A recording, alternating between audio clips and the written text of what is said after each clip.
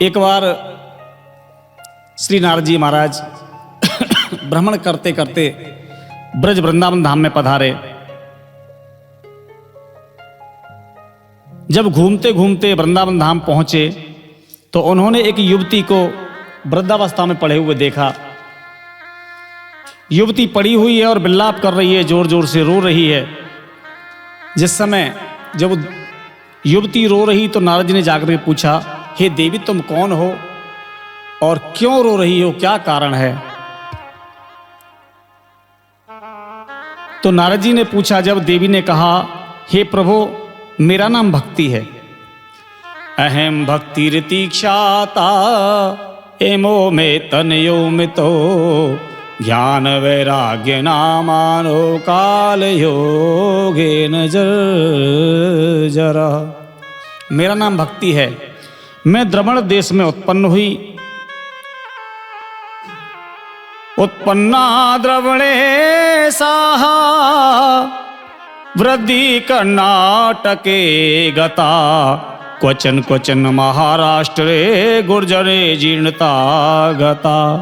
मैं द्रवण देश में उत्पन्न हुई और वहां से जैसे आगे बढ़ी कर्नाटक में, मैं पुनः धीरे धीरे आगे बढ़ी महाराष्ट्र में पहुंची।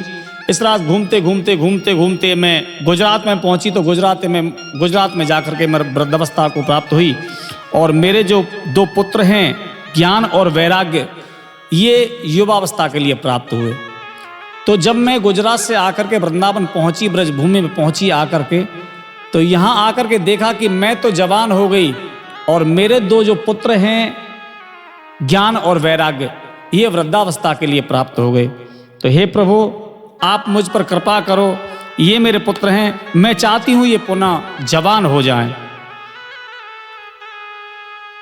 नारद जी मुस्कुराए और बोले, हे देवी यहां तो सिर्फ भक्ति ही भक्ति है, ज्ञान और वैराग्य को कोई नहीं पूछता। यहां तो भगवान के चरणों में जो अपना मन लगा देता है, जो भगवान को अपना लेता है, जो भगवान को हृदय से प्यार करता है, वो भगवान का ही हो जाता है। देवी आप ऐसा ना कहें कि मेरे पुत्र यहाँ आकर के जवान हो जाएं, क्योंकि यहाँ ब्रज भूमि में, ब्रजमंडल धाम में तो सिर्फ और सिर्फ भक्ति को ही प्रधानता दी गई है। जैसे कि एक बार मीराबाई चल करके रेवाड़ की महारानी हैं श्री मीरा जी, अपने महल में रहती हैं। विवाह हुआ, महल में जाकर के पहुंची। छोटी सी उस समय बाल रूप में थी तो भगवान से बहुत लगाव करती थी। अपने पिता के साथ प्रभु श्री गोपाल जी महाराज को स्नान कराती, हृदय में बिठा करके लाल लड़ाती और प्रभु को झूला झुलाती, भोग लगाती, प्रभु को मिष्ठान खिलाती, माखन मिश्री खिलाती, भगवान को अपना पति मानने लगी। लेकिन धीरे धीरे जब वो बड़ी हुई तो उनका विवाह कर दिया गया।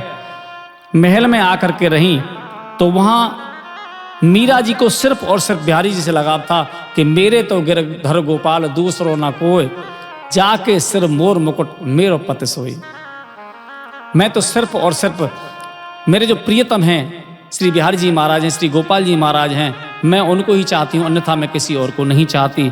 ऐसा देखने के बाद राणा जी ने बहुत प्रताड़ना दी उनको।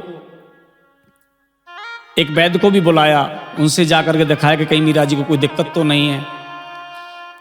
लेकिन उन्होंने कहा ऐसा कोई नहीं है, ये तो सिर्फ बिहारी जी को चाहती हैं, ठाकुर जी को प्रणाम करती हैं, ठाकुर जी को ही अपना मानती हैं, ठाकुर जी को ही अपना प्रियतम मानती हैं।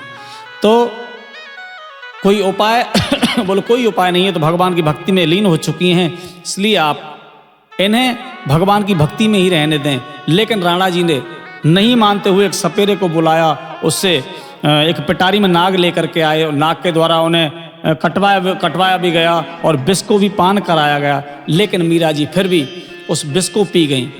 विष पी गई मीरा रानी नंदलाल के लिए, सब कहें मीरा दीवानी गोपाल के लिए। भगवान विष पीने के बाद भी प्रभु मीरा जी को कुछ नहीं हुआ। एक दिन वो अपने महल को छोड़ करके चली आई ब्रज वृंदावन धाम में और प्रभु के सामने आकर के बिलखने लगी, रोने लगी, हे प्रभु मैं तो सिर्फ आपको चाहती हूँ और आप ही मेरे प्रियतम हैं, आपके अलावा इस संसार में मेरा कोई नहीं है। देखते देखते भगवान में ही विलीन हो गई। तो हे देवी इसलिए यहाँ सिर्फ और सिर्फ भक्ति है और भक्ति के अलावा यहाँ कुछ नहीं है।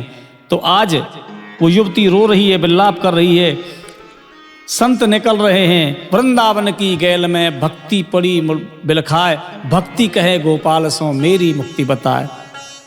पड़ी रहो या गैल में, साधु संत चले जाएं, और उड़ उड़ रज मस्तक लगे, मुक्ति मुक्ति है जाए, सहज मुक्त है जाए। तो यहाँ भगवान के श्री चरणों में, श्री बिहार जी के जो चरणों में आकर के बिहार जी को देखता है, बस उन्हीं का हो जाता है, और यहाँ कुछ नहीं है, क्योंकि ये तो प्रेम की भूमि है।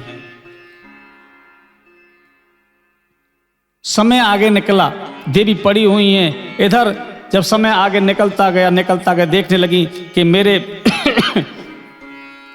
जो पुत्र हैं वृद्धावस्था के लिए चले गए हैं, तो भगवान का भजन कर। भगवान इधर नारद जी ने देखा कि ऐसा कोई उपाय हो जिससे कि जिस उपाय के करने से इनके जो पुत्र हैं ज्ञान और वैराग्य पुनः युवावस्था के लिए प्राप्त हो।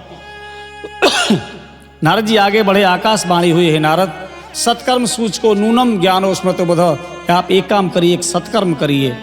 नारद जी सत्कर्म की परिभाषा जानने के लिए भ्रमण करने लगे, लेकिन उनको सत्कर्म की परिभाषा न मिलने पर वो आगे फिर पहुंचे। तो उन्हें बताया गया कि आप सत्कर्म करिए। किसी संत जी के द्वारा बताया कि आप सत्कर्म की परिभाषा क्या जानते हो। सत्कर्म तो श्रीमद् भागवत कथा को ही सत्कर्म कहा गया है। आप श्रीमद् भागवत कथा का इन्हें उपदेश सुनाइए, श्रीमद् भागवत कथा आप श्रवण कराइए, जिससे कि इनकी यहाँ मुक्ति हो सके। तो श्री नारद जी ने श्रीमद् भागवत कथा का उपदेश सुनाया, और श्रीमद् भागवत कथा उपदेश सुनने के बाद आज मुक्ति महारानी भगवान का कीर्तन करने लगी और भजन करने लगी। और